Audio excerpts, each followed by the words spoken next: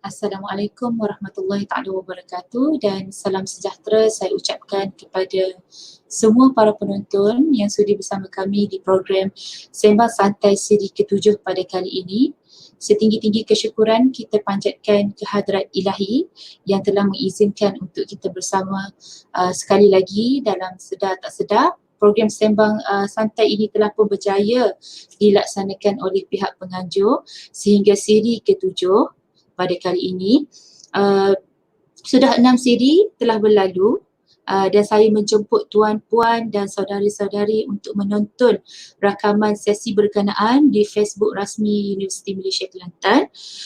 Dengan itu saya ingin mengucapkan ribuan terima kasih dan tahniah kepada pihak penganjur yang terdiri daripada rakan-rakan saya di FKP, Unit Komunikasi Korporat IMK dan semua pihak yang telah sama-sama berusaha di belakang tabir untuk menjayakan siri ini supaya lebih ramai yang mendapat manfaat daripadanya. Tak lupa juga ribuan terima kasih kepada hadirin hadirat, para penonton. Anda semua para pelajar saya, sahabat-sahabat saya, para penyelidik, pengkaji yang telah sudi meluangkan masa yang berharga untuk mengimarahkan majlis ilmu ini. Beberapa nama individu yang saya dapat sebut ketika ini, yang berbahagia Profesor Dato' TS Dr. Nur Aziz Ismail merupakan Vice Chancellor Universiti Malaysia Kelantan, yang berbahagia Profesor Dr. Rosmina binti Ahmad Saufi Dekan FKP dan ramai lagi yang bersama-sama dengan kita. Saya tak dapat sebut kesemuanya. Selamat menonton dan selamat bersama dalam sesi kita pada kali ini. Biji selasih boleh dimakan, menjadi perisa sedap terperi. Selamat datang kami ucapkan, semoga majlis tambah berseri. Jadi saya ingin mengajak hadirin penonton untuk bersama-sama membuka minda dan fikiran untuk mendengar perkongsian dan buah pendapat yang menarik dan bermanfaat dalam mengupas topik kita pada hari ini, iaitu Innovative Internship System A New Form. Dengan itu ayuh kita berkenalan dengan tetamu jemputan kita yang tak asing lagi, orang kuat industri, Mr. Billy Kang. Apa khabar Mr. Billy Kang? Mr. Billy? Tak dengar Mr. Billy. Can you turn on the mic? Okay. Dengar How dah. are you? Okay. Fine. Thank you. Yeah. Thank you for having me. Thank you. Okay, good. We surely pray for everybody health and safety together. Okey, jadi sebelum saya meneruskan Sembang Santai Siri ke-7 kali ini bersama tetamu jemputan kita, ada moleknya jika saya memberi sedikit brief introduction mengenai latar belakang beliau yang merupakan seorang individu yang saya amat hormati dan segani. Mr. Billy was born on 21st November 1953, a happily married guy, Mr. Billy? Yep. A public accountant, a business owner and active ACCA members. From academic wise, he is currently a DBA candidate at Universiti Malaysia Kelantan, our university. Before that, he obtained his ACCA qualification from ACCA UK in 1979, and then he graduated with a master degree from Asian Institute of Management Manila in 1988. Bukan calang-calang ya tetamu jemputan kita pada hari ini. Okay, Mr. Billy has a very vast experience in his field, starting his career in one of the world accounting giant called Arthur Andersen Malaysia branch in 1979. Kalau Arthur Andersen ni, kalau accounting background bukan semua orang pernah tahu, pernah dengar. This gave him a good kickstart into the auditing career path. After gaining more experiences in banking and corporate organizations, he finally began his entrepreneurial step by setting up his own audit firm known as Billy Kang & Co Chartered Accountant. Betul Mr. Billy? Yep. Okay. At this moment of time, he also had a position as ACCA Network Chairman for Kelantan region. Okay, in summary, he is a versatile person who managed to be anybody and anything with great will and personality. Okay, saya betul-betul kagum Mr. Billy. Okay. He commenced his own well-known audit firm in 1991. With that, he has 30 years of experiences in managing the business related to audit, accounting, and taxation.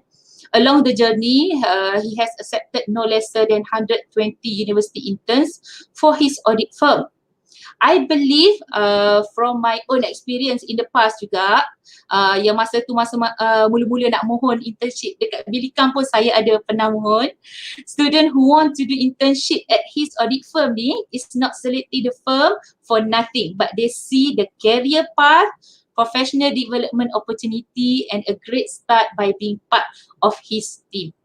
Okay, the rest we will share by Mr. Billy in a short while lah. Okay. But being professional trained accountant, Mr. Billy must have a different perspective on the internship program, especially on accountancy training in general lah. Is that true, Mr. Billy? Please share with us from your perspective. Thank you, Dr. Siti, for having me here, and also welcome everybody. Well, what I'm going to say during this short 1.5 hour will be my perspective from the practitioner point of view. Okay, now internship, or in Malaysia we call it practical industry training or practical, you know. So during this time, COVID-19 pandemic, we as a practitioner, we also have facing some difficulty as well.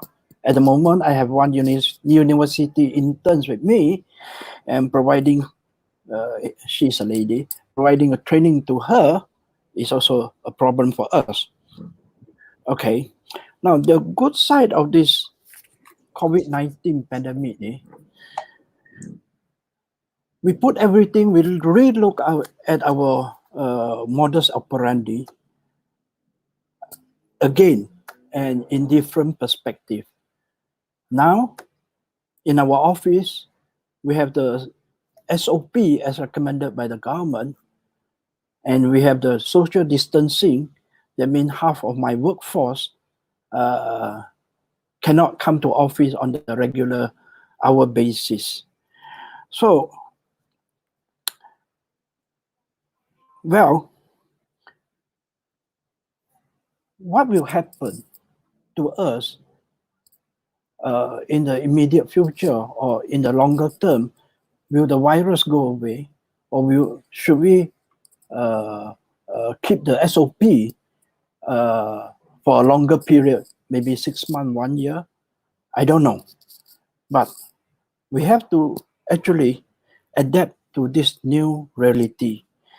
And therefore, accepting interns into my office, I have also got to relook how best I can train them. Now, in today's webinar, I'll be sharing my ideas of how in the past I look at internship, and how in the future, how I'm going to handle providing training to this practical student. Okay. By the way, I'll be using the term internship, interns, practical student, practical training. All this mean the same. Okay. Now, before I go further, just to let you know, as I think Dr. Siti has introduced, I'm not academia. I am a public accountant. I spent the last 30 years developing my audit practices, and also involved myself in the general development of the accountancy in Malaysia through my membership as a MIA and later as a council member of MIA. So my exposure to the accountancy profession is quite wide, I would say. Okay, now on the internship, I look at internship as an opportunity for me to work with our young graduates or the undergraduates. my opinion of this internship is that we should be able to provide them with good practical training before they actually graduate. And also with this practical student that come into my office, I see that they also provide a certain value to my office as a whole, because not only me doing the training or providing them the facility, my staff also interact with them, especially my manager and supervisor who supervises those training. They also gain experience and exposure on the student. Well, I started my office in 1991. In 1994, I started to take in practical students. So throughout the 30 years, as Dr. Siti mentioned, I've taken in about 120 or so university students to do their internship with me. So initially, I took in practical students. I don't actually look at them or assess them before they come in. Well, I was happy that they come in to help me with some of my work, because usually the student will come March, April, or May, or some of them come in much later, but they will work for 6 months. Although some of the IPTS has got 3 months internship, I don't take them. For 3 months, I cannot train them. I cannot provide them with good training. So I thought it would be a waste of my time and waste of the students' time. So I don't take them. The students I took are usually 6 months period. Well, so during that time, I thought, well, they can help me with my office and help me to do some of the basic auditing work. But slowly, I think that is not fair to the student. So then I begin to take interest in the internship training. So during that time, I found out 3 things. Number one, looking at their application and wherein they put in the courses they have taken and their CPGA scoring, and I found out that some of the students' score can be high, 3.5 or so, but when they come in to do the actual practical thing, it did not reflect the score, the academic score that they have. Number one. Number two, I have students from IPTS like almost all, UKM, UUM, UITM, but students from different university has got different quality, so they are not the same. So I suppose that has to do with what sort of academic training they have in their respective university. That's the second thing I observe. Then the third thing I observe is that the student may join my firm, but I don't receive any correspondence, or I don't receive any visit from the university professor or lecturer or even the internship coordinator to come and talk to me to assess what sort of training I provide to the student. So these are the 3 weaknesses, I think, that I can observe. So to my mind, how if the student, the university punya courses, the quality of the student, and the coordinator did not take interest in the student punya itu training, I think something is not very right. I think there should be much more improvement out from that, you know. And okay, so from my own perspective, if a internship training system got to be effective and help the student for their future career, we have to relook at the value change of the internship training.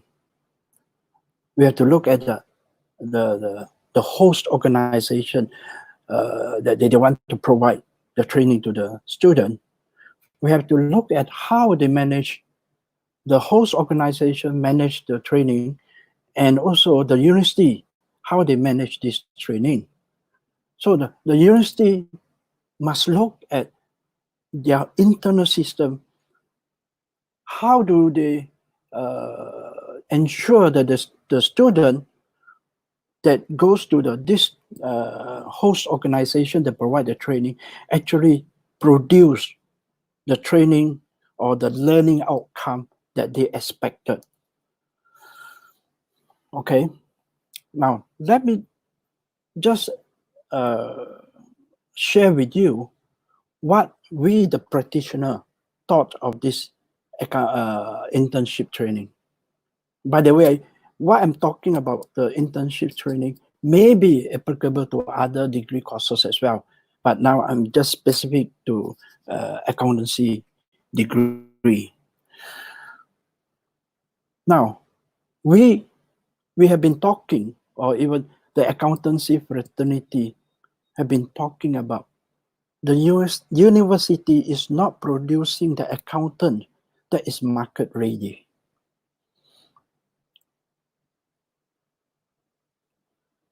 You see, we, the practitioner, we do not have much time, or even we feel that the cost will be too much for us as the employer to bear if the student or the graduate they join us require us to retrain them. In that sense, we will prefer to take professional students who are better trained, whose knowledge is immediately applicable to the work. So, I think the university must appreciate that. At the moment in Malaysia, we as an employer, we have a choice. We can either engage university graduate, or we can engage graduate who has done the professional degree. So in that sense, our university graduate is competing against the graduate who has passed through the professional degree. Even when I was in the council of Malaysia Institute of Accountant, MIA, we always engage the academia in trying to impress upon to the members of the academia that they need to prepare this undergraduate who, upon graduation, should be able immediately to work as a sort of well-trained student. You know, we as an employer would not want to waste time retraining the basic of these graduates. But we have an obstacle, or we have the issue of how to get the university actually to improve on the curriculum of their accountancy degree, because we feel that there is too big a gap between the university degree punya curriculum and the professional's degree punya curriculum. Now, the university must understand that in Malaysia, not only the IPTA are producing accountancy degree graduates. We have the MICPA, which is a Malaysian Institute of Certified Public Accountant. We have the ACCA, we have the CPA Australia, we have the ICAW. They are producing professional graduates. So in the marketplace, we as an employer, we will prefer to engage professional graduate student because we know that their syllabus is very current, their ability to do accounting work, audit work is much better. Okay, having said that, the marketplace for this graduate. Now let's get back to the internship training. Personally, I look at internship training as an opportunity actually to build up students' confidence and professional skill at the real world office environment. You see, this is my personal observation, okay? It may not be true, but what I always see our university students, although they are knowledgeable, but sometimes in the office discussion, I find that they are very timid in the sense, malu not express their own idea. And also not very keen to get into discussion or heated discussion in that sense with the office seniors, or I think in our Malaysia punya education system, we do not encourage them to discuss. We do not encourage them to challenge the ideas. Kalau a student talk a little bit more, kita kata dia nak tunjuk, and also if the student want to challenge academically lah, kita kata budak tu agah lah, nakal lah, kurang ajar. But in the real world, that is what the employers are looking at. Whether you as an employee or a person in charge of the project has your own ideas, whether you can accept the challenges or not. So this actually all come from self-confidence of the student. But I don't see that from many of our students. Obviously, there are one or two who are really brilliant. Yes, but majority of them just accept and what the bosses say. Now, the other thing that I think that the internship program should have is actually the university should develop the students should actually encourage to develop their own career goal. Sometimes the graduate, the accounting graduate come out, they do not know exactly what they want to do. They may apply to account audit firm to be and maybe go to the bank, apply to a bank. They don't have a personal career goal. I think the university actually should assess or should help the student to decide where they want to go after they graduate. Accountancy or accounting degree is very flexible. You can be accountant, you can be tax accountant, and Even our our Datuk VC UMK was an accountant trained. Now he's a full-time academician. All right. And also this internship actually is a good opportunity to expose the student to the vast network of accountants, those who are also similar-minded person. So with this connection, you put them in a very good position when they start working. So they get to know people, and they know where to look for, or how to what sort of direction they want to go. And this networking actually is a very good ground for them actually to plan their own career. And through this networking, the student can actually fast track their own employment, and doors will be open, you know. So I think generally these are the few areas I think the internship program should actually set its direction. Okay. Then next thing is internship for accountancy student need not be confined to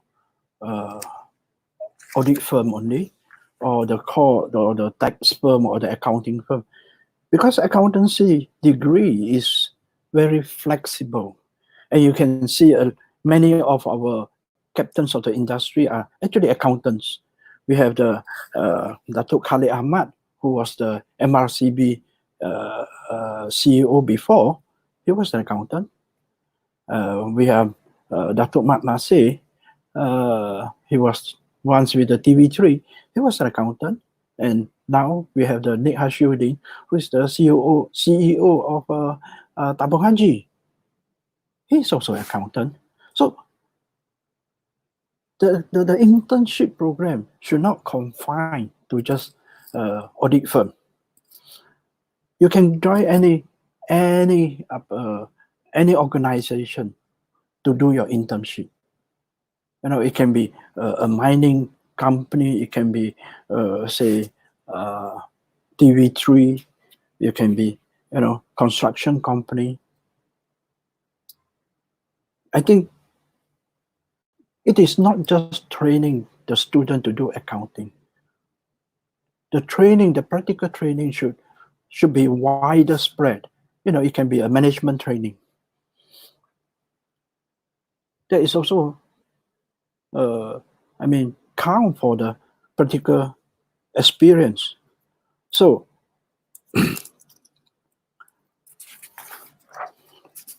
like for example, students who are keen on computing or software, well, they can join those company that they write accounting software. There are many companies that write software for tax. We can send those students to those companies. You know, then, for example, we can have even students doing internship for at the police. You know, we have a forensic accountant. You know, so you actually open the spread of the organization, the host organization that they should have. So in that sense, you open up the mind and the eyes of the student that after getting their degree, there are so many opportunities and doors that they can go to.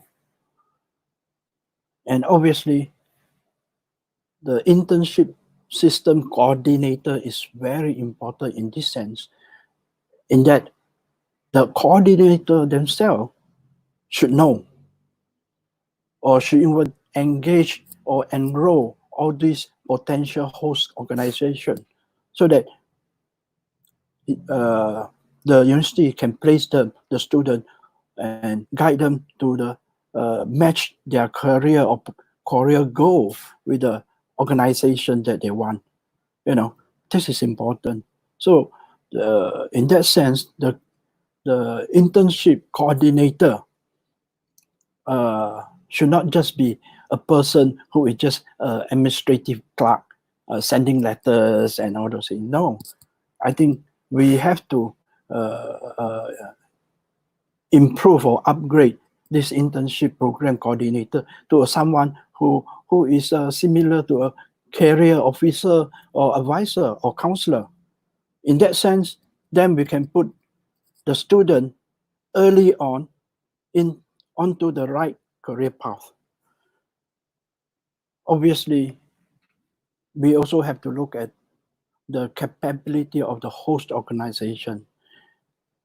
Whether this host organization can actually help the university to train the student so that the learning objective of this internship is achieved.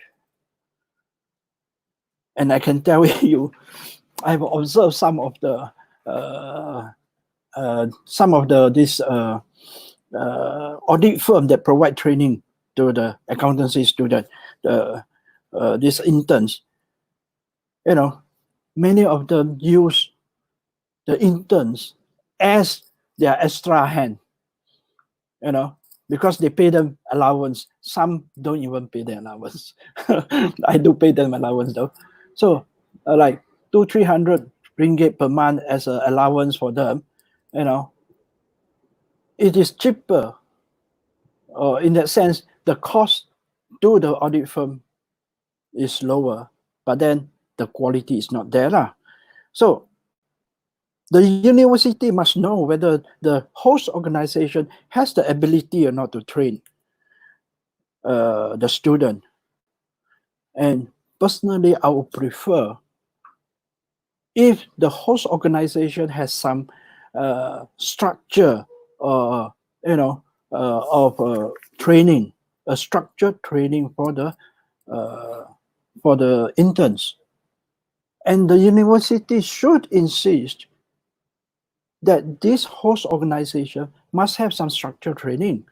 Otherwise, if you allow the host organization just buat apa dia suka dengan interns, most of them will do photostating lah, and when they come to do the work, they do cut and paste lah. That is not right for the student. Nyanya lah, the student supposed to spend 6 months of training to learn about what they have learned at the university and apply in the real world. If the university don't insist on having this type of training for their student, then the host organization is not going to really train the student.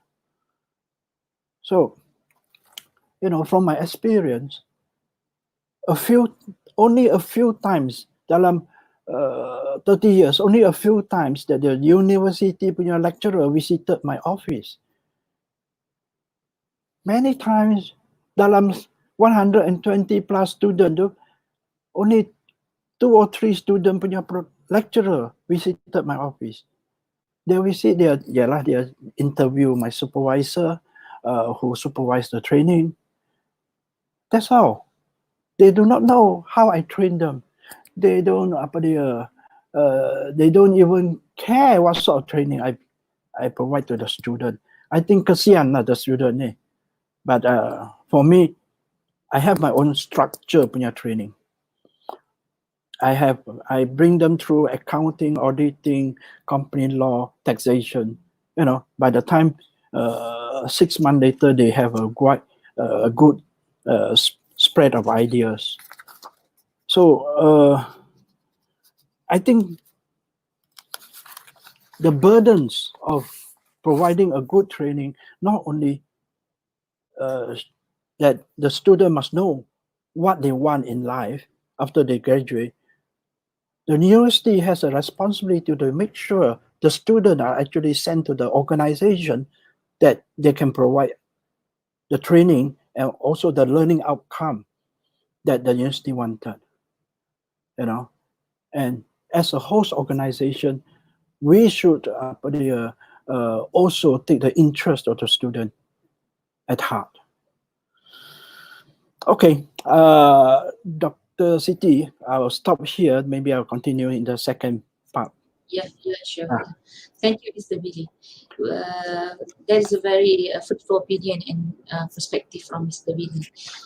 So, I grabbed some point here that you want to stress on that students are sent by the university, honestly, frankly speaking, just for the sake of graduating, just to complete a degree. Okay, they don't have any, personal interest in developing their career path. For example, taking this opportunity to know potential employer, to be part of what they call good team in accounting career. So this is what we call waste of source, waste of human capital, what we can say here. So yes, this is a very important point that university, IPT, tak kira lah IPTA atau IPTS, perkara yang utama yang perlu ditekankan apabila pelajar dihantar ke practical training adalah untuk make sure mereka ada marketability dan employability. Itu adalah kualiti yang memberi advantage kepada both pelajar dan juga universiti. Tapi sebagai pelajar, bila pergi ke practical training, bila ditawarkan dengan allowance, walaupun allowance tu sedikit, mereka sangat gembira lah ya Mr. Billy. Kami dulu pun macam tu juga. Kami happy walaupun dapat 3 to 400, we are already happy. So this kind of incentive boleh menarik minat pelajar tu sendiri untuk memilih mana-mana employer untuk conduct the practical training. Okay. Well, kita cuba minta soalan penonton kita yang mempunyai soalan atau komen yang ingin disampaikan kepada our guest speaker. Silakan, jangan lupa turn on mic ya. Ada di komen ke? Kita ada satu soalan daripada Prof Bala Parasuraman, kalau tak silap saya. Mr. Billy, excellent talk and well done. Okay, Prof Bala. My question is, how long duration for industrial training need for the IPTA graduates? Okay, Prof Bala highlight IPTA dekat situ. Do you think 3 months is enough or more than that? Any suggestion from you? Maksudnya tempoh masa practical training yang sesuai, yang employer suka, okay, yang sesuai untuk effectively and efficiently train the student for their advantage. Do you think the duration of internship training will guarantee job opportunity, or any other study for the past research? Mr. Billy, any opinion for that? Okay. Thank you, Prof Bala. Okay. Now I have application from student. Actually, some university just one month. Some university 3 months. Most of the universities are 6 months. I think one month, 3 months to habis masa lah. They cannot learn anything. Actually, all right. As a student, you come in. You require about 1-2 weeks to sesuaikan yourself in the working environment. So 1 month punya not applicable. 3 months no. 6 months is a good time, but if it can be a 9 months, I think it's much better. For them to learn really in depth. But 6 months is okay. Tetapi the host organization tu must have a proper structure to divide the time, the 6 month punya time tu, so that they are exposed to different section of the work. You know, like for example, I take for example dalam audit. Dalam audit we have from audit planning, you know, from in general, then audit is broken up into different sections: the debtor sections, or the asset section, the liability section, revenue section, expenses section. So to go through those sections, it may take about 6 months, so that they learn more. But sometimes there's another area they can learn, like stock taking. We can visit the client, we observe their work in progress. But those things may usually happen early in the year, So 6 months is quite okay. But I have another thought. Maybe in the later in this program, I will suggest to you that the internship need not to have one period of 6 months. It can be broken up into 3 months or 3 months, something like that, within the same organization. Okay. Does that answer you? I hope so, Prof. Bala. Yeah. Okay, Yeah. Mr. Billy. So from your point here, not only the period of 3 months or 6 months is important for the student to be trained well by the employer, but Right. the exact time they are sent to the employer is also important, because since kita punya, kalau di bidang perakaunan kita ada masa untuk company pergi di audit, kan, untuk buat stock take, mengira stok dalam store company. So masa-masa ni tidak berlaku sepanjang tahun. Okay, biasanya bulan berapa, Mr. Billy, sesuai kalau student hantar?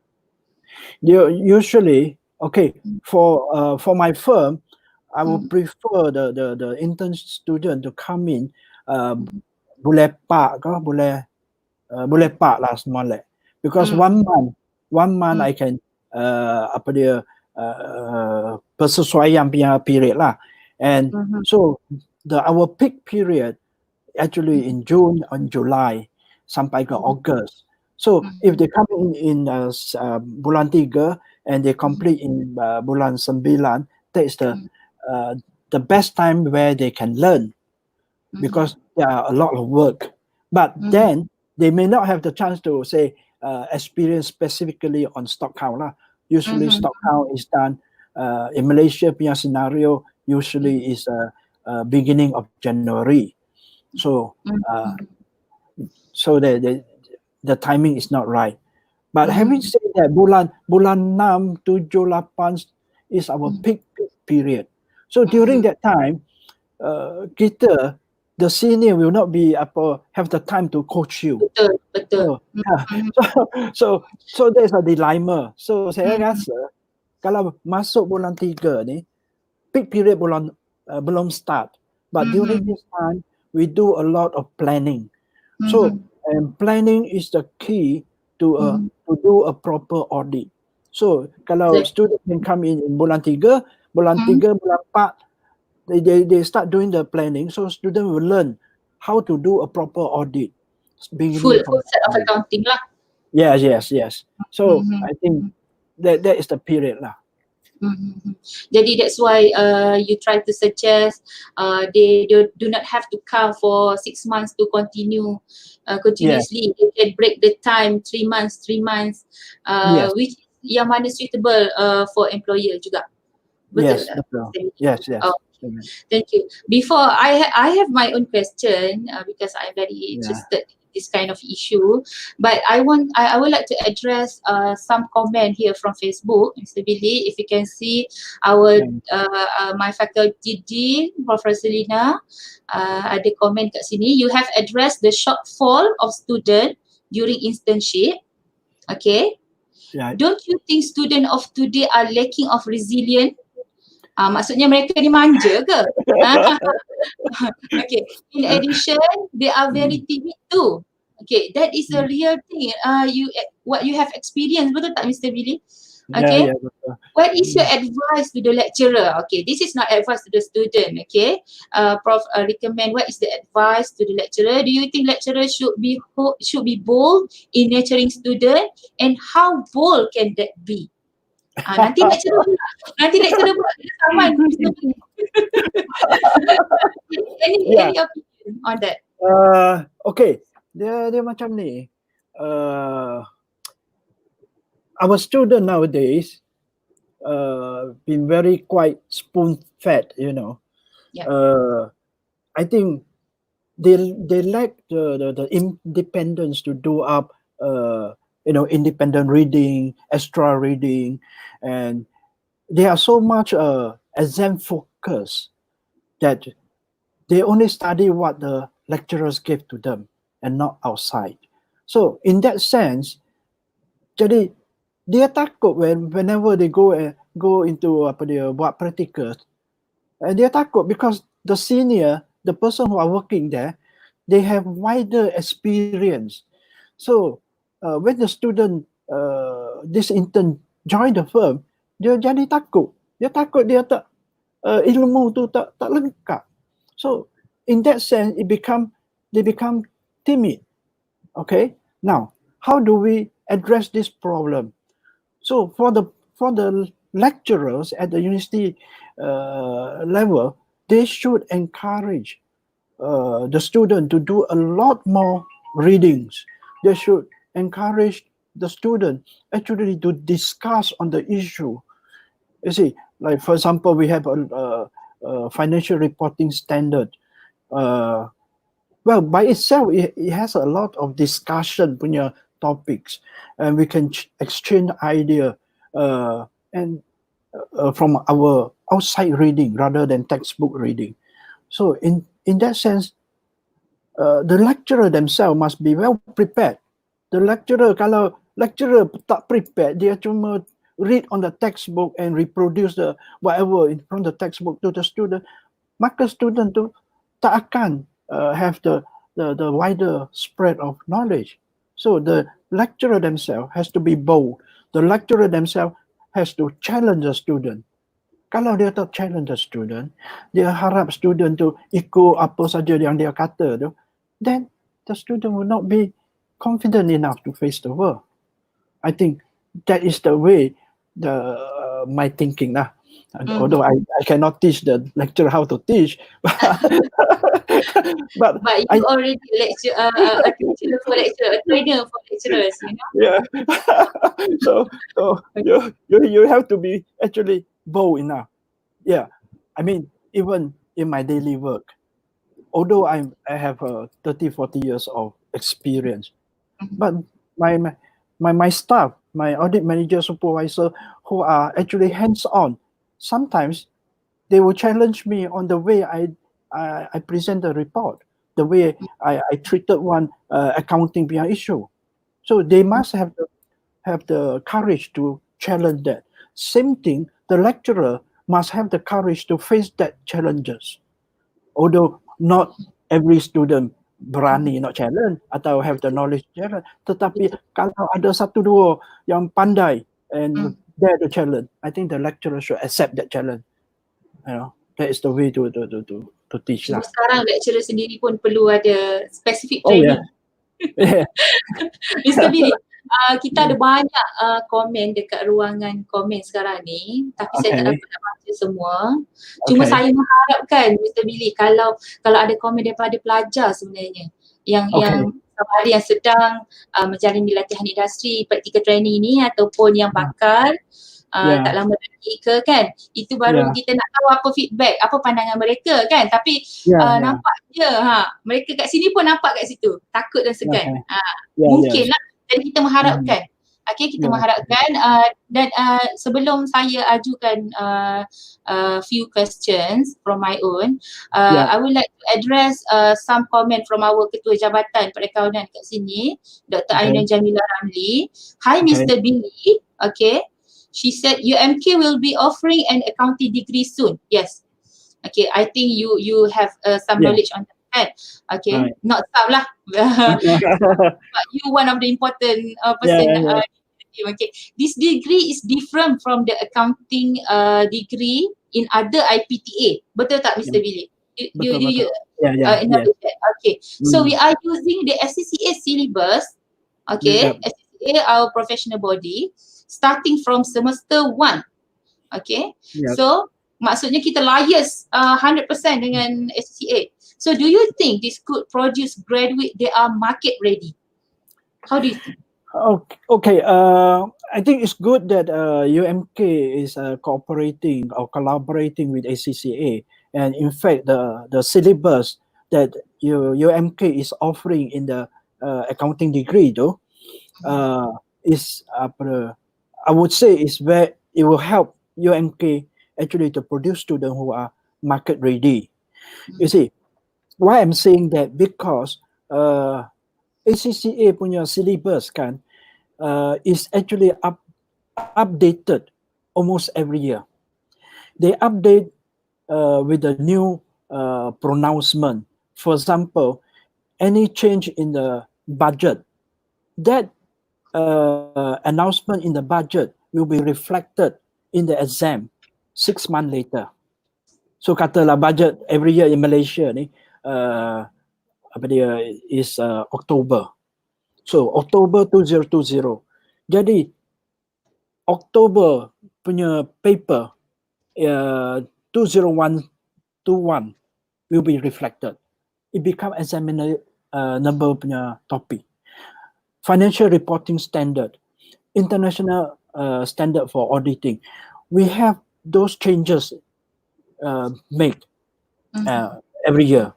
So the changes will be reflected in the examination 6 months later.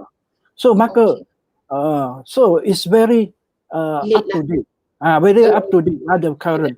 So jadi student after they graduate, dia masuk ke employment, they know what the employer or their seniors are talking about.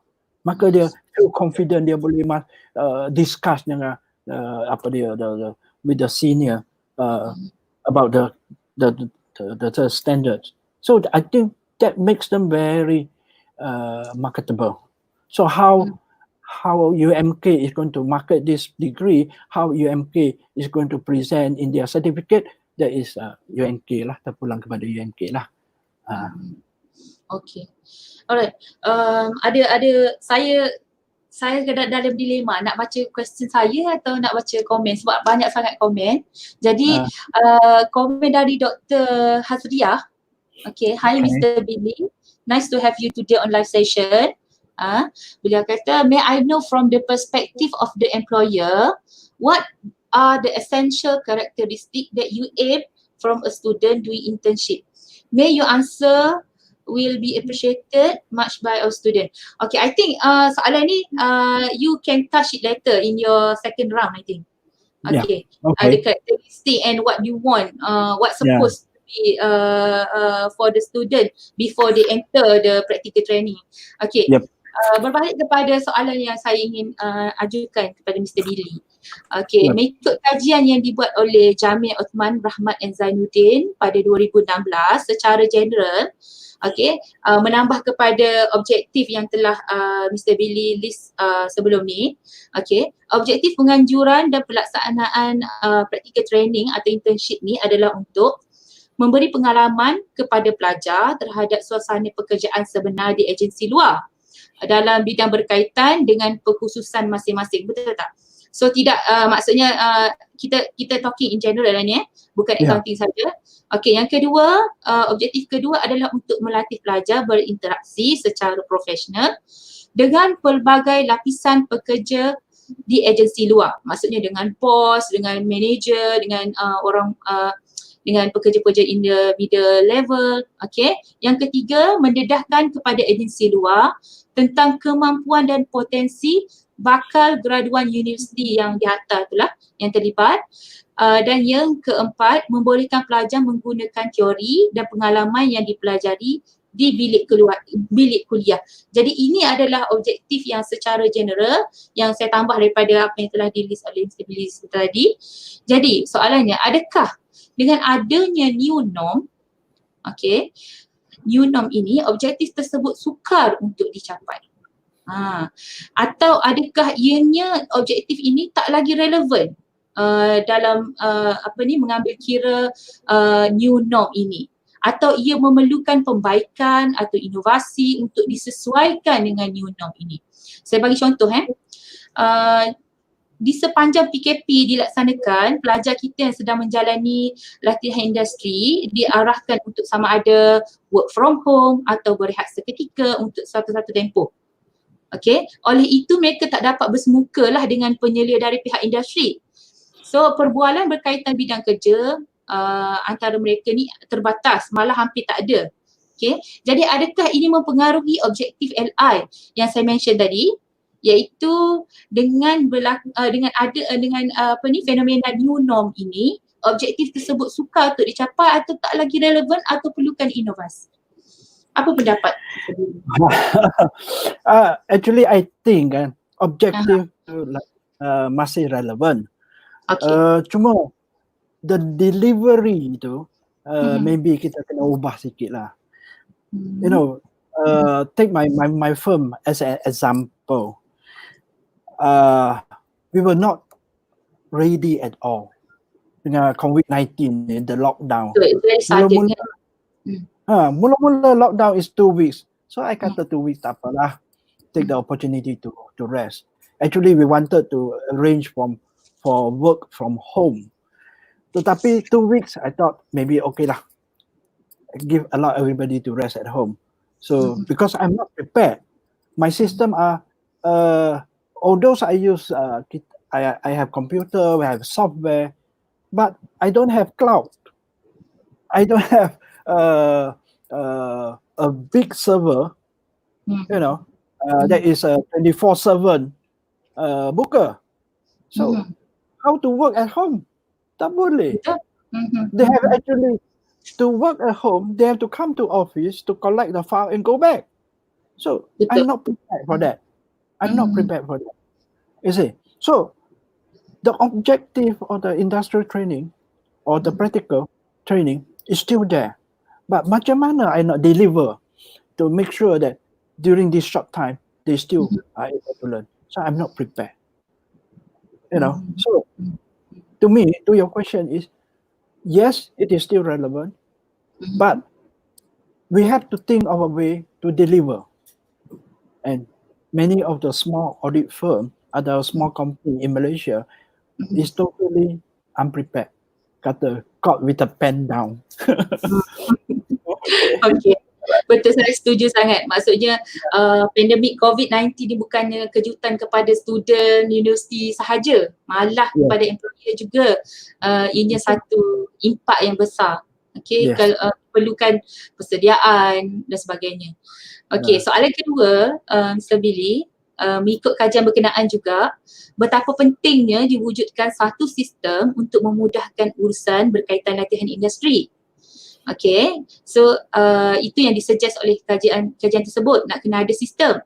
Jadi seperti rujukan untuk contoh sistem tu digunakan untuk tempat rujukan untuk mohon penempatan LI, contohnya pusat pengumpulan laporan harian pelajar dan majikan dan sebagainya. Jadi daripada kajian ni, keputusan the findings show that 65% out of 105 student yang sedang menjalani LI pada ketika itu, practical training pada ketika itu, bersetuju bahawa sistem sebegini patut diteruskan. Maksudnya mereka memerlukan satu sistem yang integrated. And 87.95% daripadanya berasa mudah menggunakan sistem berkenaan, so mereka rasa user friendly. Menurut pendapat Mr. Billy, adakah dengan adanya new norm, dengan adanya bila new norm ni, tiba-tiba semua benda boleh jadi online? Sebelum ni kita tak reti pun nak menggunakan online, tapi semua boleh menggunakan sistem online. Okay, jadi pelbagai aplikasi software, virtual platform sekarang dah available, ada yang percuma dan ada yang perlu dilanggan dengan harga yang tak mahal sangat.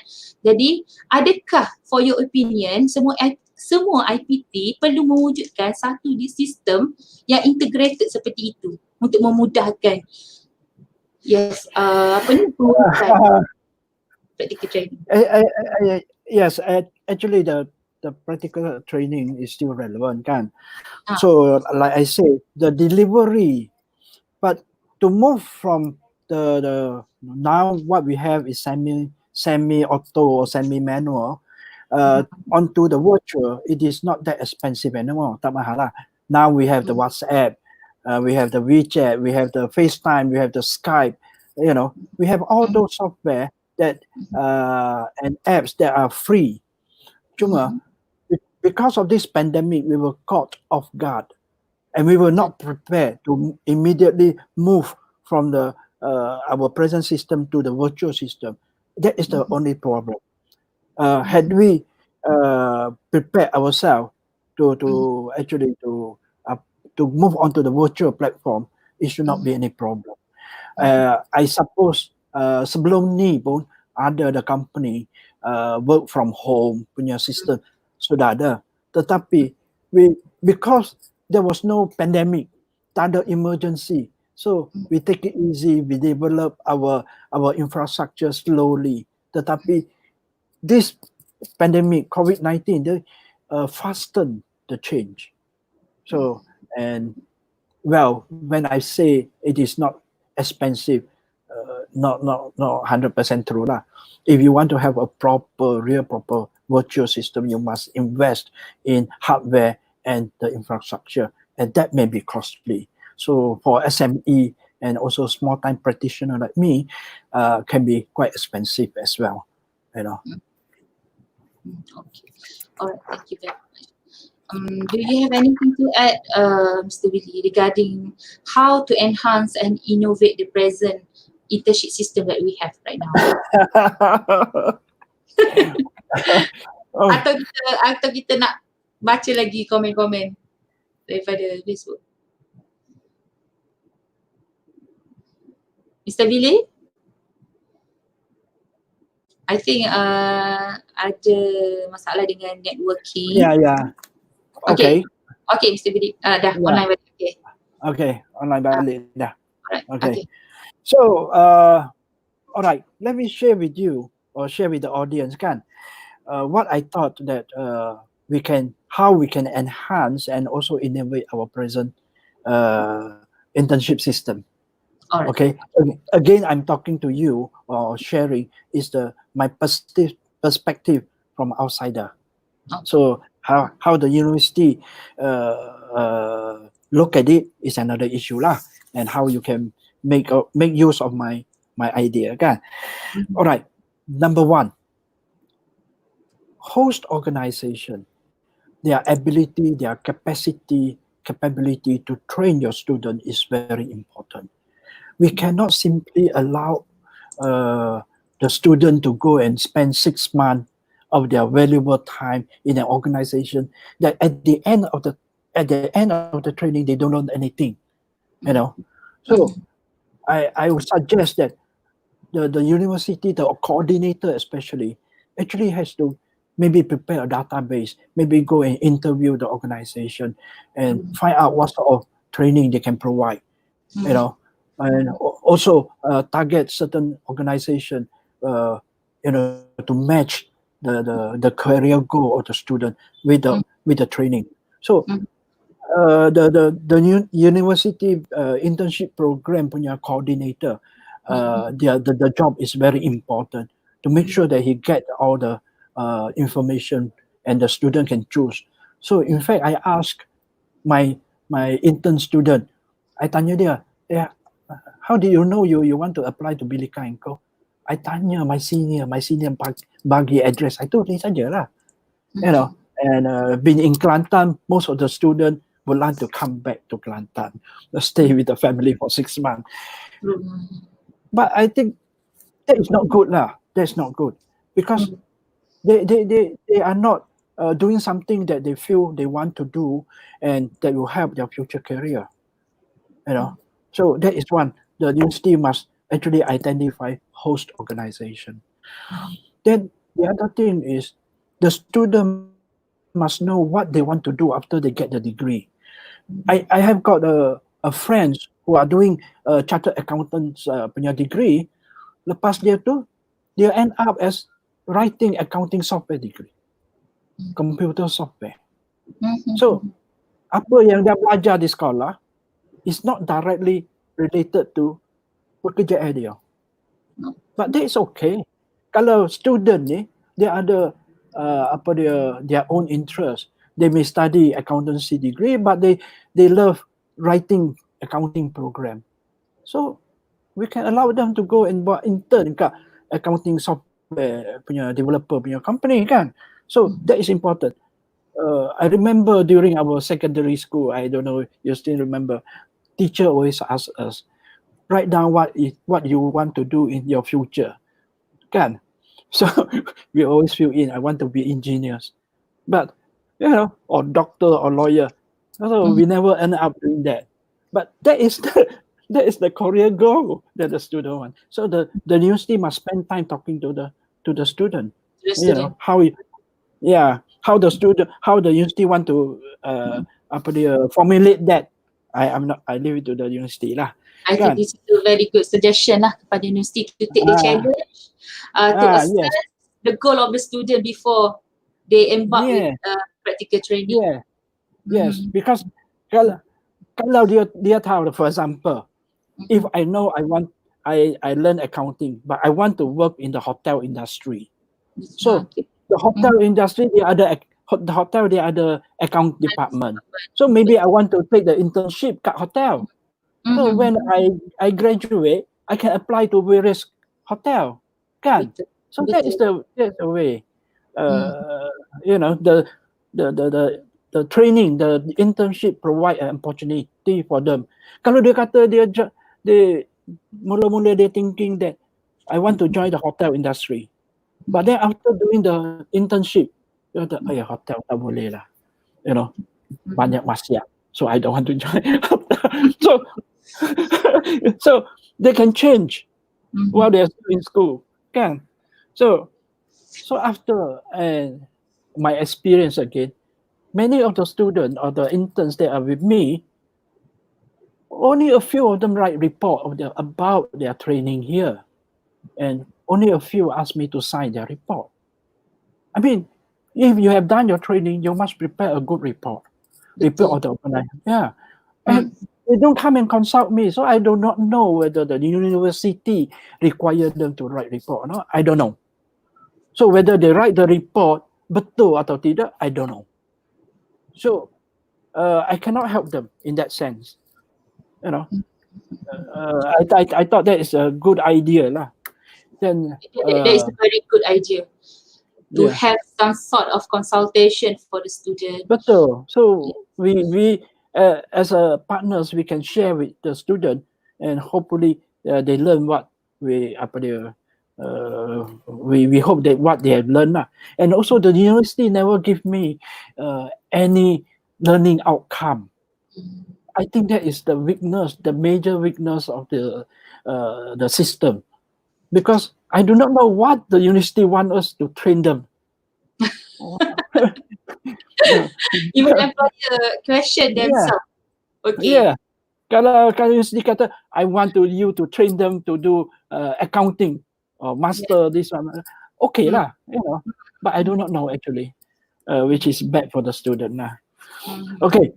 The other idea that I have about this innovating the internship, what about overseas placement? Doing internship overseas. Sounds nice, yeah. Because when you go and work in a different culture, different environment, your minda tu buka, and you look at things differently.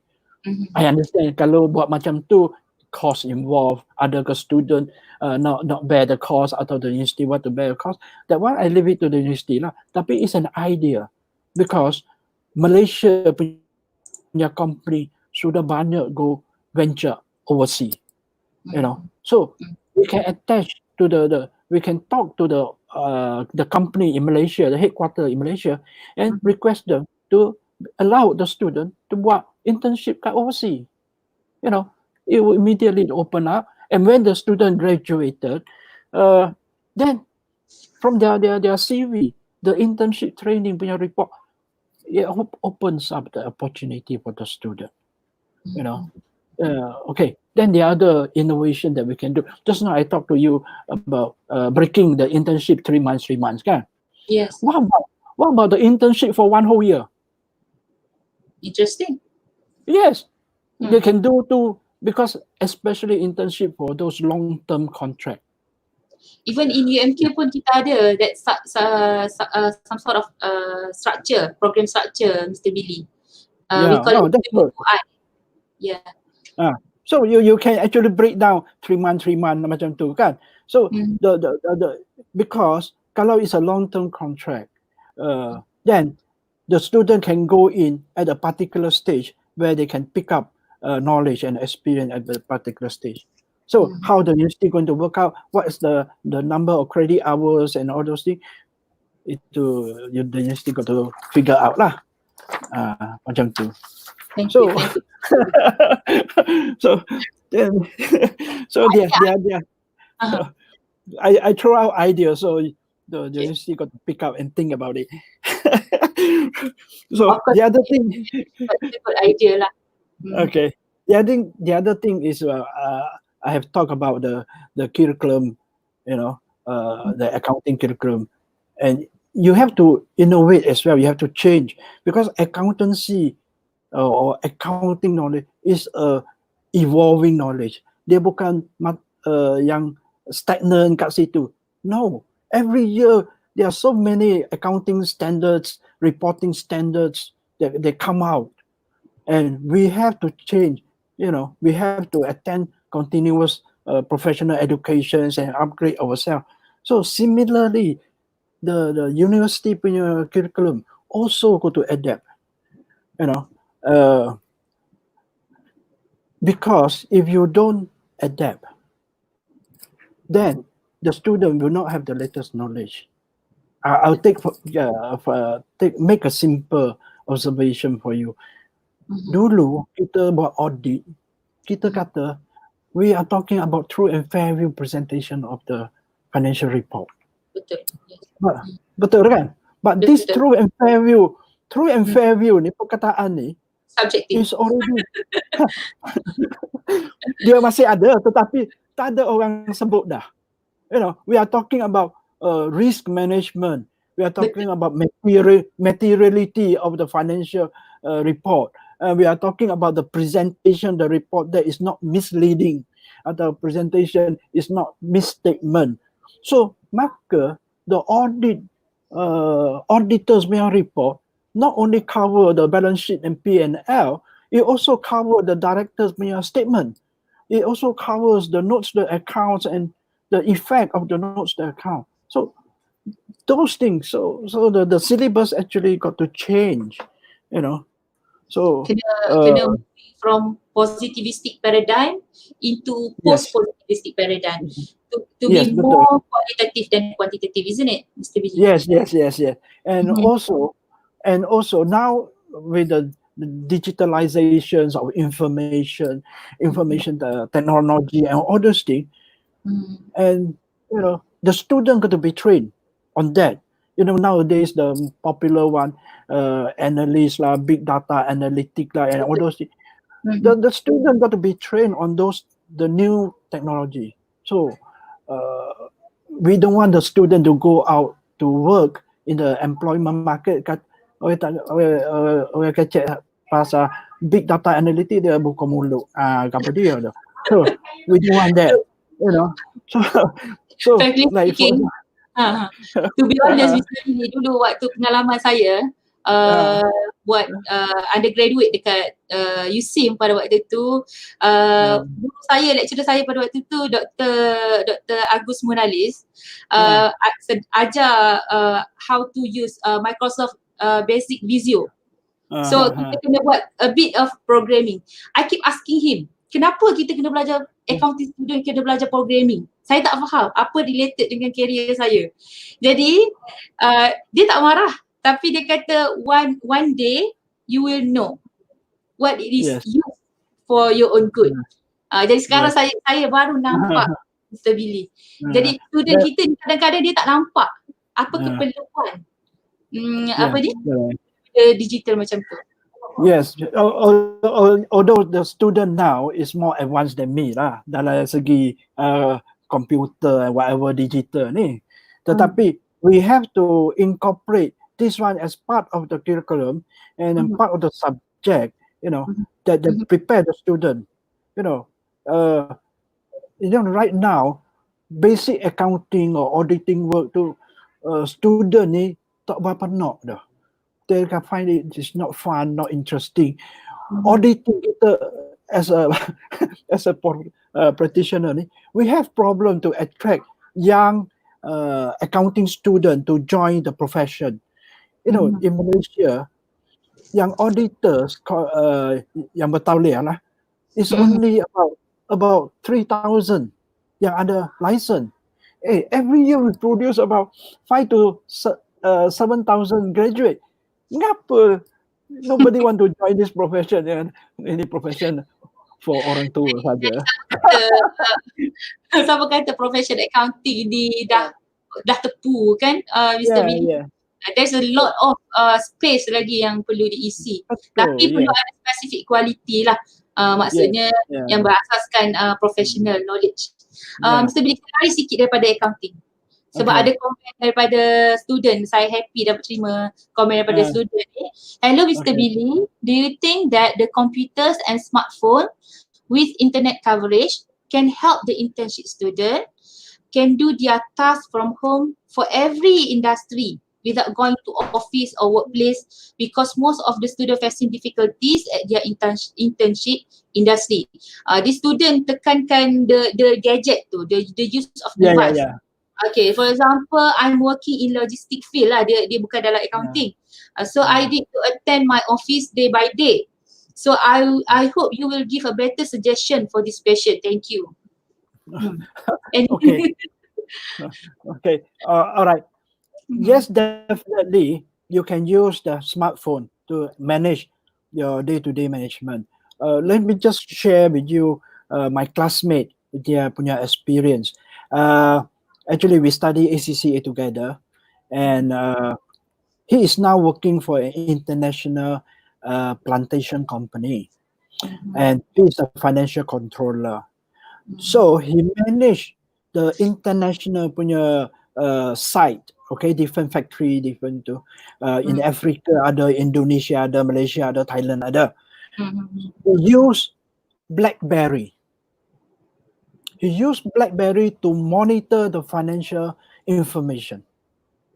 Okay, that is actually very advanced. So now he did not have to go to Africa actually to check on the book.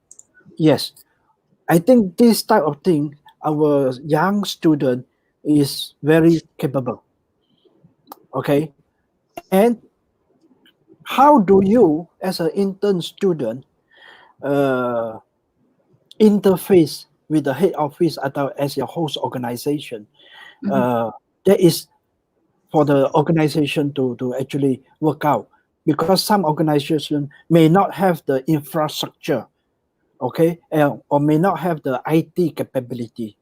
But if the host organization ada infrastructure and the ability to make use the power of this computing, why not? There is no issue. No issue at all regarding what kind of gadget or device you use, as long as the job is done, isn't it? Yes, correct. To us, the boss, me in particular, I don't care whether where you are, as long as you do the job, submit your job, that's it. I want to work with you lah. Okay, Mr. Billy, kita kembali kepada bagaimana internship ni nak disesuaikan dengan our new norm. Kita kembali kepada situasi yang kita hadapi sekarang lah.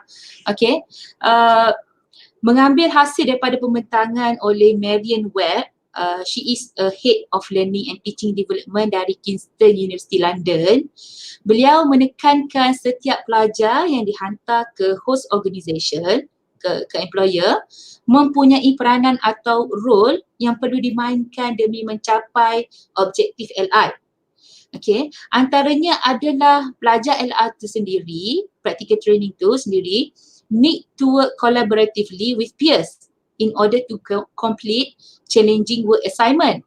Jadi, mengambil kira our current situation, how can the internship student can perform this role effectively and efficiently if they cannot cope with this kind of challenge to perform their role? Is it fair to blame them by giving lower mark? For example, kalau lecturer nak assess bagi lower mark because they are not able to cope, what do you think? Well, okay, as I mentioned, there must be both party, I mean the interns and the host organization must have the right platform and the right infrastructure to make this happen. All right. Okay, we talk about COVID-19. As I mentioned to you, I'm totally unprepared. So my staff cannot work from home unless they come to office and pick up the file. So if coming back to this question, if the organization, the other infrastructure, then there's no point. You cannot work from home. You got to work at the office. You got to go and pick up those paper and books and files. Okay, all right. So now, who to blame? Or there is no blaming. Actually, there is only a dissatisfaction, to put it that way. You see, as an employer or the host for these interns, we actually, as a boss, we actually dalam satu minggu like macam tu kita boleh nampak dah whether the student is serious or not, whether they can learn or not, ataupun dia ni cerdik ke tak. Dalam satu minggu yang kita boleh assess. Okay. The important thing that we look for in the intern student is whether they have the zeal, ada semangat ke nak belajar. Okay. Now, sometimes my interns will work, my office hour is 8:30 in the morning to 5:30 in the evening. Kadang-kadang dia pukul 5:20 tu dia start ready to go back. So that give us a sense, dia ni gaduh nak balik, tak nak belajar, whatever. If you spend a little bit of time, pick up the books to read and all those things, and do a little bit overtime actually doing work, then the employer will look that you are serious. So when you are serious, the employer will also become serious to train you.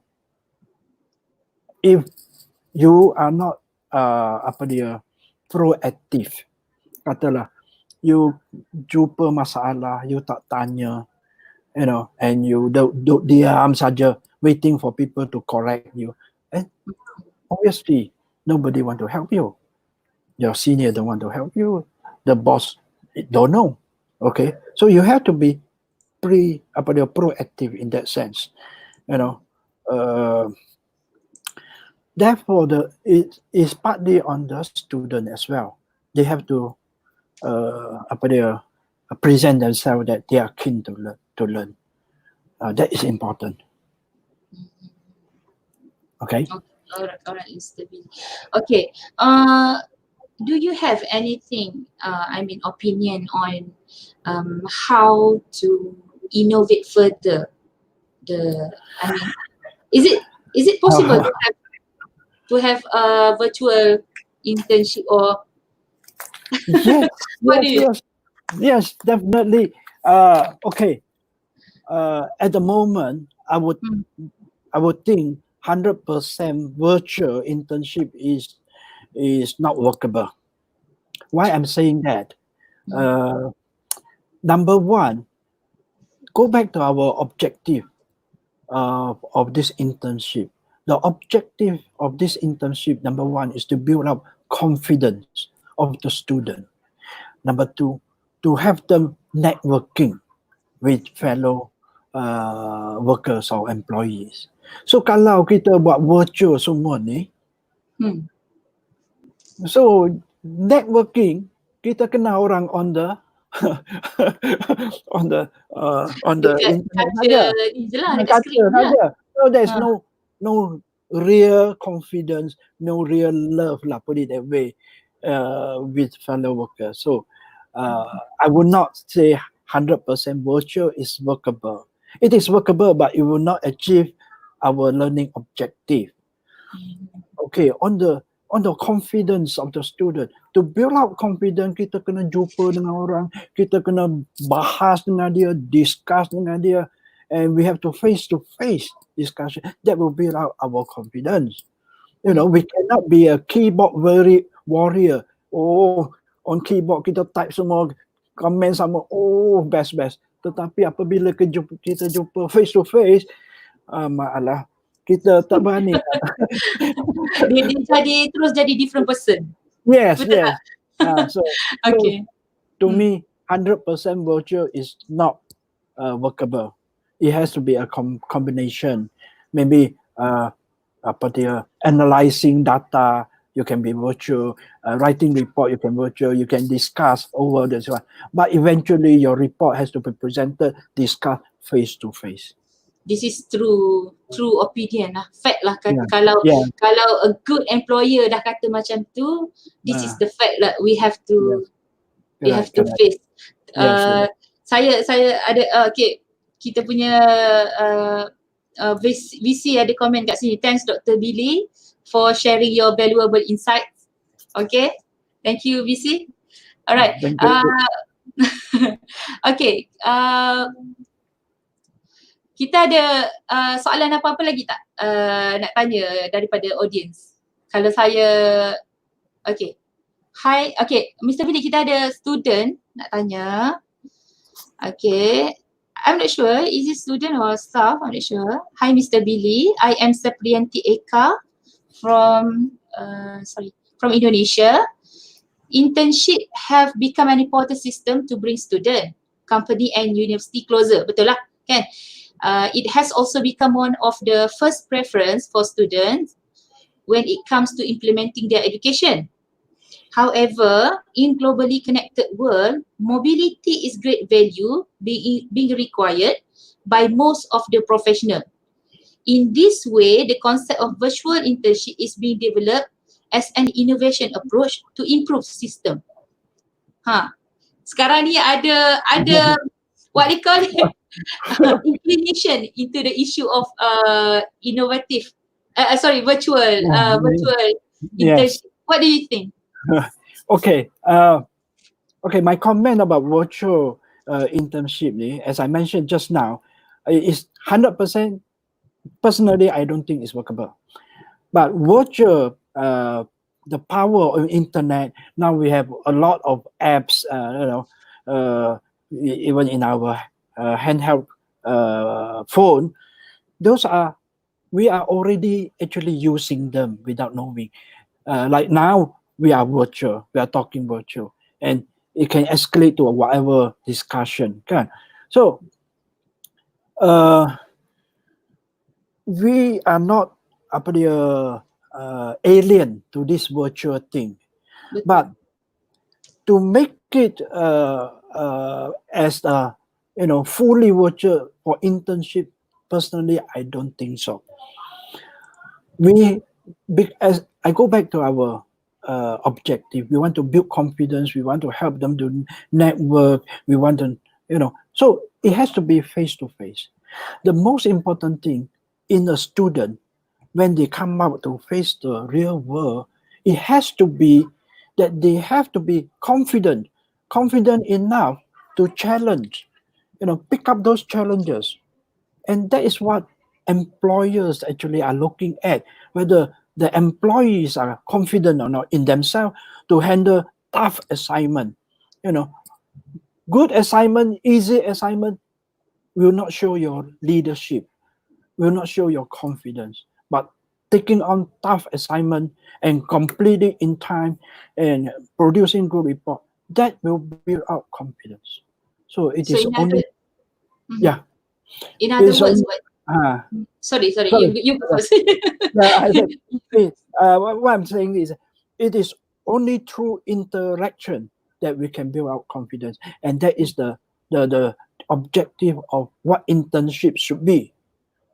Okay. Right. So what you're trying to say here, 100% virtual internship is not possible, because there must be some part that the student must learn from face-to-face communication. So there Yes. is a question here from the comment from Dr. Tahira. Under a new norm internship system, the student might have to work or to do their training from home. So how we want to ensure that the student will gain and preserve same experience and knowledge as if they work or do training at the office. Can you Mr. Billy? repeat that? Oh, okay. Okay, we disconnect. Okay, alright. Tadi Mr. Billy ada mention tentang in order to perform virtual internship, 100% is not possible because some part tu kita student tu mesti ada orang kata direct conversation, communication and training by the supervisor from the employer kan. Jadi it is related to this comment. I would like to address under a new norm internship system, okay, by Dr. Tahira, the student might have to work or to do their training from home. Ini what we're facing right now lah. How we want to ensure that this student will gain and preserve same experience and knowledge as if they work or do training at the office. Maksudnya macam mana nak bagi sama? So tak boleh sama ke seperti apa yang tak akan sama? Tak akan sama. Tak akan sama. Tak akan sama. Okay. You talk over the phone and you talk face to face will be different. That is for sure. As we go back to our objective, confidence building requires face-to-face interaction. True. It cannot be virtual, you know, because in virtual now I can talk everything to you, and your jari jemari will be fast. Yes. Being confident. So if I say something nasty, you cannot hit me. Kalau dia depan you can hit me. You see, so it's different. It's different. So we cannot, personally lah, I don't think we can do 100% virtual internship. I agree with that. Yeah. Okay.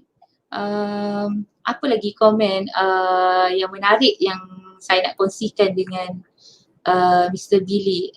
I think Prof Vala ada share a bit of research. I think from the past research indicates the employer blame our local graduate, okay, are not competent and lack of soft skill, termasuklah language competency.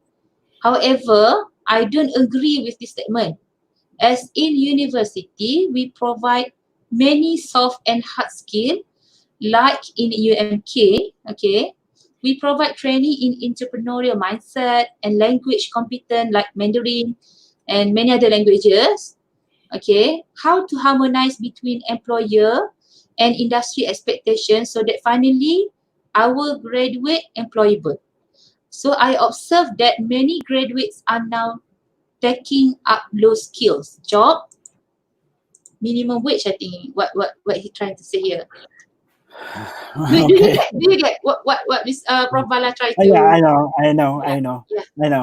Okay, dia macam ni. Okay, the employers always blame the university that the student that come out. Is it true, Mr. Billy, before that? That the student come out cannot expect they cannot perform as what they are expected of. It has certain truth in it. One of the truth is the perception. You see, we always think that university students are very good, are well trained. We always think that. You know, during my time when I was in Form 5, my mother asked me to draft a letter. I couldn't draft the letter. You know, she asked me to write some letter. Okay. You say, my mother said, hey, you are already Form 5, you cannot write a simple letter. Yes. expectation is different. Okay, so from the private sector employer, number one, employer don't have the actual time to train you from scratch. Kan? All right. Like for example, if you are accounting student, I will expect you to know double entry. I will expect you to know what is a journal entry. Okay. I will expect you to know how to draw up a balance sheet. And also I expect you to know how to do a consolidation or bank reconciliation or whatever not. Can. These are the basic skill. Compare this skill to the professionals. The professionals are well trained in the sense that during our ACCA time, we have done many Q&A on this type of question. So to us, double entry to second nature. Buka mata tu tahu dah. Kapa dia pergi ke debit, kapa dia pergi ke credit. But university students are trained differently. University students are trained, oh, what is the principle behind why has to be debit? Or principle dia kan? Okay, fine. You boleh cakap semua about the principle of accounting. Yes, You boleh 100%. buat ke tak? Yeah. So that is what Okay. that is what the expectation of the employer is different. I think this I issue is Okay, so I think with the UMK punya accounting degree that collaborate with ACCA, I think it will bring the levels of training kat UMK different from other IPTA because ACCA focus a lot on practical application. true. Yeah. Then coupled with the UMK punya traditional of for the imparting the principle of account. Mr. Billy? Okay, I think Mr. Billy has disconnect. Okay, sorry. Yeah. Okay, So he come back. All right. combining the traditional teaching of the university with the practical application of that theory, I think UMK punya accounting degree should assist or produce a graduate that are actually market ready. I think this is what we always see in debates on principle-based versus discrepancies between Yes. principle versus rule-based practice, isn't it? So sekarang employer nak student yang ada rule-based knowledge, experience, so they can, when they embark into practical training, they can have an opportunity to start the work right away. Okay, correct. but what the reality happen nowadays, from I think not only nowadays, I think from the past pun, students who are going to practical training, they only have what they call good knowledge in principle and what so called theory and whatsoever. So mereka lack of update on how the policy changes in accounting standards. So this is problematic lah. Something yang university have to take apa dikata to acknowledge into the current situation. Okay, I think we can have one more question from the comment, and after that we will have a short sepatah dua kata brief sepatah dua kata daripada Mr. Billy. Satu saja komen yang tertarik kat sini daripada Muhammad Afif Syazwan Syahidan. Hi Mr. Billy, is it true that we can easily get our work from this internship system? Dia tak percaya. Boleh ke dapat kerja employability kalau melalui internship system, because now we know that many students that had graduated still doesn't have work. Jadi kita nak dengar from the perspective of employer. What do you think? Okay. Now let me share with you my experience with the interns. Okay. Now, to start with, those interns that want to come in to do internship kat office saya, Number one, I bagi test dulu. Kalau dia fail my test, I tak ambil. Okay. Within first week tu dah tahu dah. Yeah. Sebelum dia masuk lagi, dia Okay. kena ambil test. Test tu tak pas, aku tak ambil. Yeah. Okay. So that means dia masuk my office, he has a minimum level. Betul. Okay. Alright. So when they are doing the training with me, I ada structure punya training. So when they finish their training, I bagi test pula. I tengok pula mark dia. Okay ke tak? Now, usually kalau yang bagus, I offer them job. Okay? I look at personality, ability, and also semangat nak belajar. That is important. Semangat tu important. Kalau you pandai saja, you tak ada semangat, it's not good for me. Okay. I suppose that is the same with all the employer yang bagi internship. If during the internship training, you show your ability to learn and ability to be confident in your work, I think the employer will engage you. You know, during the internship of 6 months, actually, it is a free training for the employer.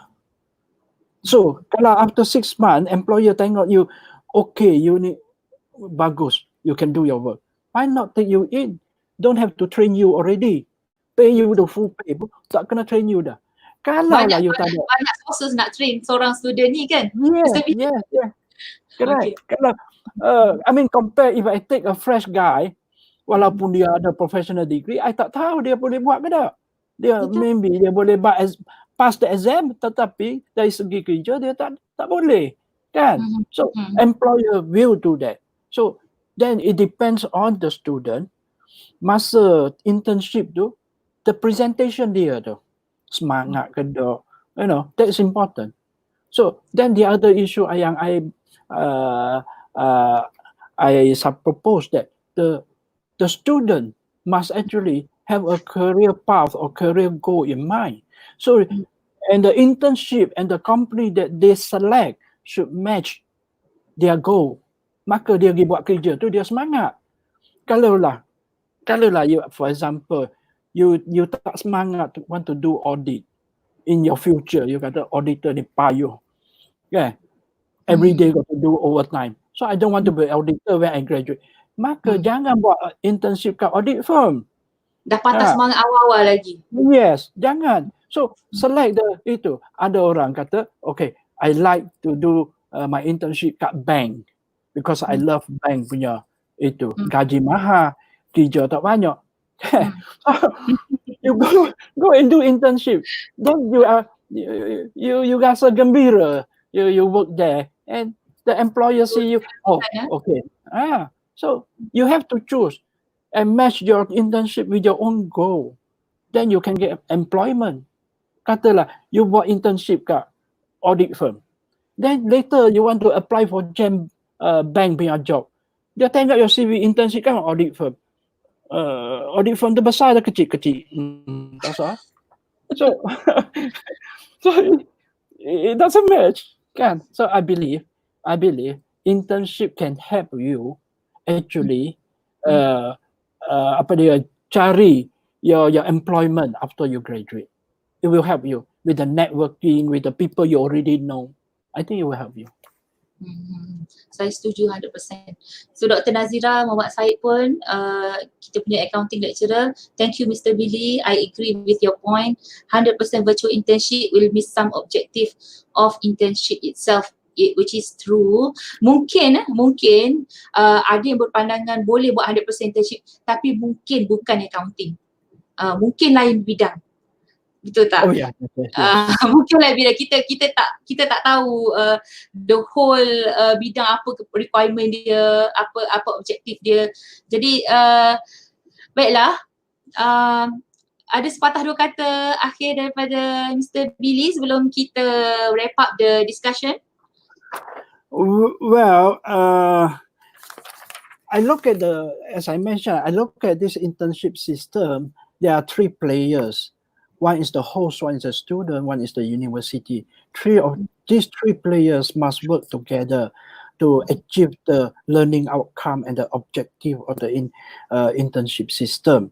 So each one actually got to play their part lah. And I think the university has to play more. Of the three, the university has to play more. They must know the host organization. Jangan hantar budak-budak you to the organization that your student has no chance to learn. Don't send it to them. Maybe you want to prepare a blacklist blacklist of the host Employer. Yes. So bagi Itu tahu waste student, lah kan. jangan pergi ke this organization. You will not learn anything. Yes, why not? And the university also must recruit, have it on the data bank. I agree with that, yes. Yeah, and the student themselves must be ready to what they want in their life after they graduate. They have to decide. So they have to do things that they love. They cannot just do things that kerana kena buat internship, so everybody go to audit firm. Itu yang paling senang. No, that is not the way. You have to take up the challenge. Other student yang minat, for example, minat sport, then they can do their internship kat sport association or whatever not, kan? So that is the way, and they can learn more. And lastly, the host organization. Kita jangan-janganlah because intern student ni budak sekolah lagi, tak bayar allowance, free labor. Jangan fikir macam tu. If the organization want to do internship, the university must insist that they must have a structured program, and a report. The university must insist. Otherwise, the host organization will just leke and let them work, and at the end, you never achieve the learning objective. True. Yeah, that is my last advice to the university. What a good discussion we have today, and it is great honor to have you here with us, Mr. Billy. Kita sudah pun sampai di penghujung program pada hari ini. Okay, for the conclusion from our fruitful discussion lah, yang mana I boleh kutip a few things. Okay, first, ada miscommunication sedikit antara what university want and what the student want. So they have to figure it out before sending the student to the employer. Okay, first the university must know what is the market need before sending the student for their internship program lah. Okay, that is the most important point to be taken to ensure the student have higher opportunity for marketability and employability when they are already started the internship.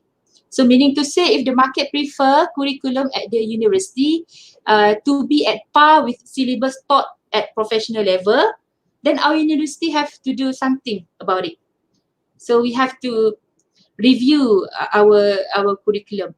Second, in helping three related parties, the student, university, and host organization, to adapt with the new norm, okay, there must be a willingness and space provided to practice the fourth industrial revolution elements such as Internet of Things, online learning, virtual platform before, during, and after the internship program is being held. Perhaps virtual internship in some discipline lah, not accounting lah, kalau kita agree kat sini, will be sound as a good plan, no longer a crazy idea kan, perhaps kan. So last but not least, again with all respect and gratitude, I would like to thank Mr. Billy kerana sudi bersama dengan kita pada hari ini, dan kerana perkongsian ini amat bermakna bagi kami. Thank you Mr. Billy. Dan kepada para pelajar saya, para penyelidik, pengkaji, pendidik, and to all the viewers out there dekat mana pun anda berada who are actively asking question and still staying with us until the very end of the program. Thank you very much to all of you, and special thanks and gratitude also goes to the organizer and team for making our program today a success lah, I guess, right? Success lah, insyaAllah. Thank you to everyone for watching, and may it become a good input for your own good. Thanks again, Mr. Billy. And I think our Dean, Prof. Rosalina, also comment, well done. We'll have you more, Mr. Billy. Don't run. Okay, you are very useful to us. Okay, kita tak nak lepaskan you. Okay. Saya doakan, saya doakan agar semua di luar sana terus diberikan kekuatan dan kesabaran dalam masa kita berada di dalam PKP dan juga semasa kita meneruskan tugasan kita secara online. Kita hidup pada hari ini dalam suasana yang berbeza. Dengan masa yang ingin menjelang Syawal lagi, dengan itu sama-samalah kita mematuhi segala peraturan yang telah ditetapkan oleh pihak berkuasa. Dalam kesempatan ini juga saya ingin mengucapkan selamat Hari Raya Aidilfitri kepada semua para penonton yang telah bersama dengan kita pada hari ini. Ingat matlamat kita, kita ber-PKP bukan untuk memutuskan silaturahim, tetapi bersama-sama untuk memutuskan rantaian COVID-19. Sekian dulu dari saya. Wabillahi taufiq wal hidayah. Assalamualaikum warahmatullahi wabarakatuh. Thank you, Mr. Billy. Thank you and selamat Hari Raya. Thank you. Alright.